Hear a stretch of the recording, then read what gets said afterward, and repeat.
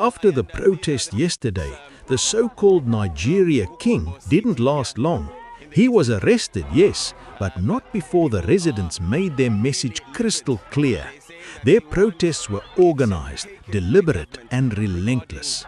The streets were packed, shops closed early, cars honked in solidarity, and everywhere you looked, people were standing together, united against the fake king and the chaos he represented.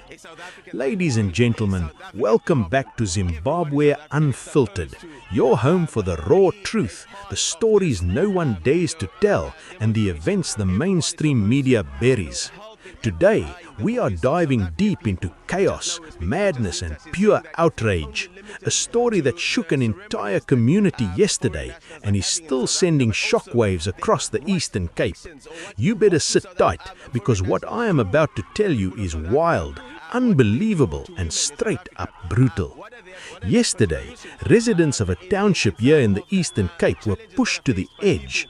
After the so-called coronation of a so-called king, a man who claimed to be royalty from Nigeria, tensions erupted like a volcano. This was not just another minor protest. This was fury on a scale that you have to see to believe. People who have lived here their entire lives, who have struggled to survive, finally said enough is enough. For weeks, whispers had circulated, rumors of foreigners moving in, setting up fake leadership structures and attempting to trick communities into following them.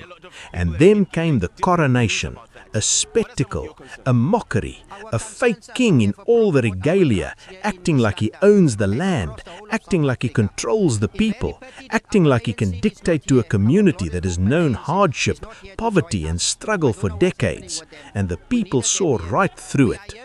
The outrage started simmering immediately. Residents confronted the so-called king, demanding answers, but he, like any opportunist, laughed, waved his hands and tried to assert authority. That's when things escalated. Word spread fast, faster than fire on dry grass. People poured out to the streets. Some came with sticks, some with brooms, others just with their voices. They were not coming to negotiate, they were coming to take back their community. And make no mistake, this wasn't just about one man. It was about years of frustration, the silent anger of communities that have seen illegal foreigners swoop in, claim spaces, and act like they own what doesn't belong to them. Yesterday, that anger exploded.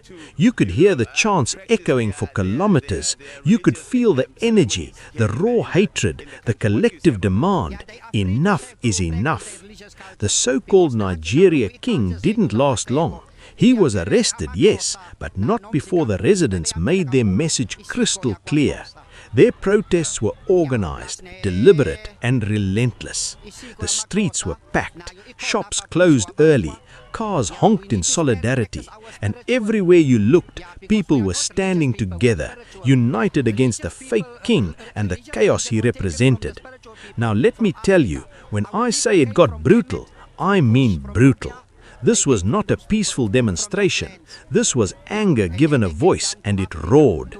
There was shouting, pushing, and yes, even a few confrontations that could have turned ugly at any moment. And yet, through it all, the message was clear. You will not fool us. You will not steal our respect. You will not manipulate our people. Social media was on fire immediately. Videos emerged showing the coronation, the fake grandeur, the ridiculous displays of royal authority, and then videos of residents storming the area, shouting, waving their fists, and forcing the authorities to act.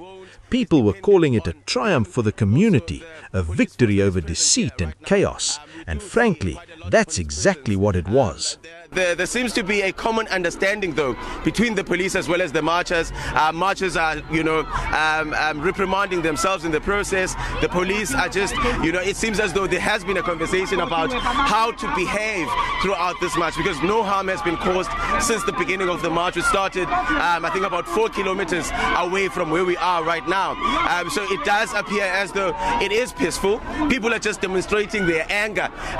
It is a very, very, it's a sentiment that's quite common among all these people that are here. Traditional leaders are present here. We're speaking just now with William, who is from the Tekwikam, who is, speaking to us about how this is not only a religion thing, but it's got to do with spirituality. Traditional leaders are definitely going to engage them about entering people's houses. William is saying that bayamosha, which means that they are now becoming a bit unruly. Maybe I think that's a conversation that we should have about making sure that such, marches. Yes. Yeah, it's bad behavior. That is bad behavior. We can't open the doors of our people. You see, if our people don't want to join, it's their own rights, it's their own choices.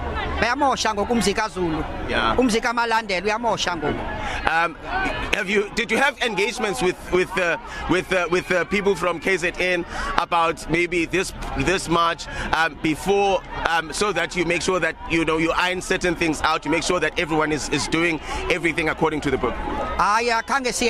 We did not do that. Okay. But what they did when they came, they bowed down to our great house, our Xhosa house. They did bow down. Yeah. So that shows great respect, because they know they are under the kingdom of Kumkanu Chawe. Yeah. And maybe those are very important things when it comes to tradition, respect, humility, being humble. Yes, that is a very great respect that the Zulu kingdom is showing us.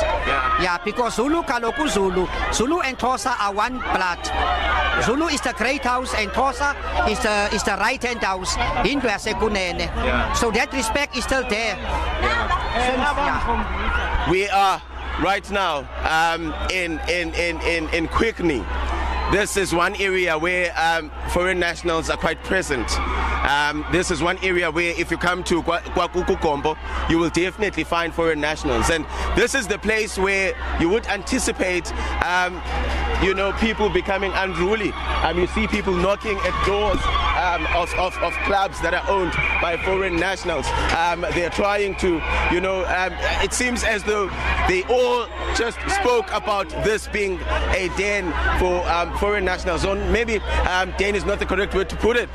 This is a place where you'd find a lot of foreign nationals. And now there's a lot of commotion, there's a lot of noise. We don't know if this is a display of their anger, or this is people who are just, But let's get real. This is not just a story about one fake king. This is a wake-up call for the country. For too long, illegal foreign influence has crept into communities, masquerading as legitimate leadership. Yesterday, the Eastern Cape community refused to be fooled. They refused to bow down. And the arrest of this so-called king is just the beginning. There will be accountability. There will be consequences. Now, I want you to imagine the fear this man must have felt, sitting on his fake throne, surrounded by people who are done playing games. Every chant, every shout, every gesture was a warning. And when the police finally moved in, they didn't just arrest him, they sent a message. You cannot walk into a community, pretend to be a ruler, and expect respect without legitimacy. Residents have promised this will not be forgotten. The streets will continue to buzz with conversations about yesterday.